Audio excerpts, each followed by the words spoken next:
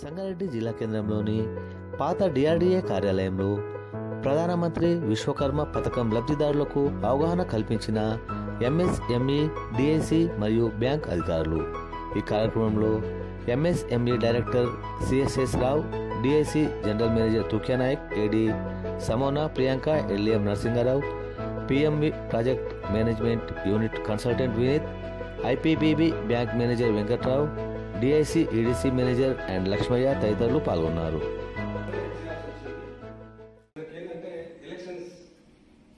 Municipal elections కొన్ని రోజుల్లో announce కాబోతుంది కాబట్టి దాన్ని బిఫోర్ చేసుకోవాలనే ఉద్దేశంతో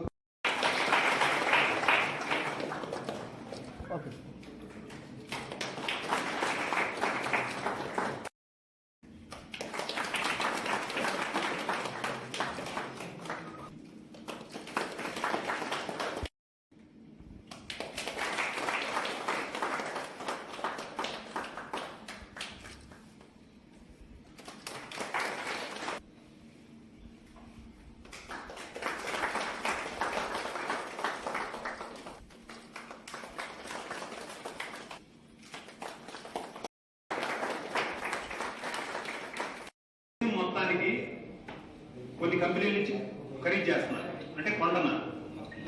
కొనటం అనేది ఎలా, మనం అయితే డబ్బులు తీసుకెళ్ళిపోయి ఇవ్వటం ఉండదు. గవర్నమెంట్లో టెండర్ పిలుస్తారు. ఆ టెండర్లో ఒకడు మీకు ఇప్పుడు సపోజ్ విశ్వకర్మ అవగాహన సదస్సు అండి.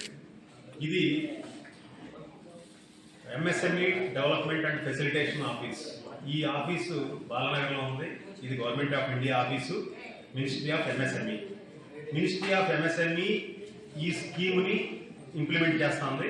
ఇంకా రెండు మినిస్ట్రీలతో కలిపి, ఒకటి మినిస్ట్రీ ఆఫ్ స్కిల్ డెవలప్మెంట్, రెండోది department of financial services, ministry of finance, government of India.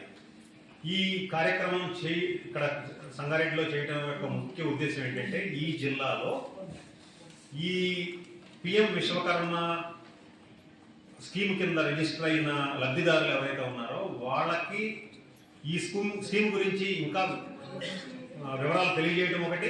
రెండోది, వాళ్ళకి ఏమైనా సమస్యలు ఉంటే ఆ సమస్యలు నోట్ చేసుకుని ఆ సమస్యలకి పరిష్కారం చూపించడానికి ఇక్కడ దాకా రావడం జరిగింది. ఇందులో చాలామంది ఔత్సాహికులు పాల్గొన్నారు. ఈ స్కీము బెనిఫిషరీ లబ్ధిదారులు. కొంతమంది స్కీములో ఇంకా రిజిస్టర్ కాని వాళ్ళు ఉన్నారు. వాళ్ళు రిజిస్టర్ కాని వాళ్ళు కొంతకాలం వేచి ఉండాలి మళ్ళీ స్కీమ్ ఓపెన్ అయ్యే వరకు. వీళ్ళకి సమస్యలు ఎలా ఉన్నాయంటే, కొంతమందికి ట్రైనింగ్ అయ్యింది, వాళ్ళకి ఆ ట్రైనింగ్ టైంలో ఇవ్వాల్సిన స్టైపెండ్ రాలేదు. రెండోది, వాళ్ళకి టూల్ కిట్ రాలేదు. ఆ టూల్ కిట్ రాని వాళ్ళకి కొంతమందికి క్యూఆర్ కోడ్ వచ్చింది, కానీ కొంతమందికి ఇంకా టూల్ కిట్ రాలేదు. కొంతమందికి అసలు క్యూఆర్ కోడ్ కూడా రాలేదు. కొంతమందికి లోన్లు వచ్చినాయి, కొంతమందికి లోన్లు రాలేదు. సమస్యలు ఉంటాయి. ఎట్లా అంటే, ఇప్పుడు సహకారం అంటే ఇప్పుడు ఒక క్వశ్చన్ వచ్చింది సార్, మేము హెచ్డిఎఫ్సిలో అప్లై చేసుకున్నాము, హెచ్డిఎఫ్సి మా అప్లికేషన్ తీసుకోవట్లేదు, చేయట్లేదు. మీకు తెలుసు హెచ్డిఎఫ్సి ప్రైవేట్ బ్యాంక్, ప్రైవేట్ బ్యాంకులో కొద్దిగా ప్రజాసేవ అనేది తక్కువ, అంతే కదా.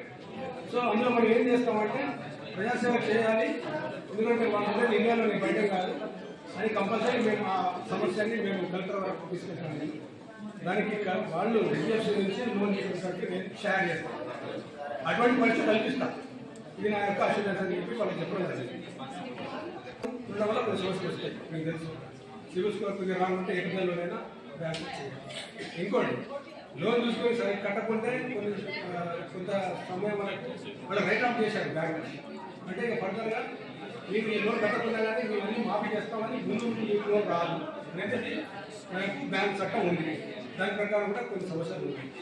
బ్యాంక్ వాళ్ళు డైరెక్ట్గా లోన్ ఇవ్వట్లేదు అనేది ఇప్పుడు మాట ఉంటుంది, కానీ ఎందుకు ఇవ్వట్లేదు అనేది కారణాలు చాలా ఉంటాయి. ఆ కారణాలను సమస్యలను పరిష్కరించడానికి లోన్ కూడా ఇవ్వడానికి వాళ్ళు మంచి తిరుగుతారు. ఎందుకు తిరుగుతారు?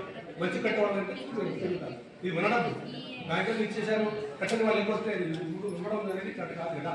అందుకని సమస్యలు ఉంటాయి, పరిష్కరించుకుంటూ ముందుకు వెళ్ళాలని చెప్పేసి అందరికీ నచ్చ చెప్పడం జరిగింది. ఎల్ఎం గారు ఏం చెప్పారు, అది ఎవరైతే అడిగారో నాకు చెప్పండి, నేను వాళ్ళతో ఆ బ్యాంకుతో నేను టేకప్ చేస్తానన్నారు. సంగారెడ్డిలో ఉన్న ఏ బ్యాంకుతో అయినా టేకప్ చేయగలిగే అధికారం ఎల్డిఎం ఉంటుంది. ఎల్డిఎం గారు టేకప్ చేస్తారు. అట్లా అనడానికి లేదు, చాలా క్లియర్గా చెప్పారు. అది కస్టమర్ ఇష్టం, ఇన్సూరెన్స్ కట్టుకోవాలా లేదా అనేది. ఏమీ చేయాల్సిన అవసరం లేదు. గవర్నమెంట్ ఇచ్చిన ₹1,00,000 ఆయన ఇవ్వాల్సింది. అంతేగాని 15,000 మినహాయించు ఇస్తాను, 10,000 మినహాయించు ఇస్తానంటే వాళ్ళకి అధికారం లేదు.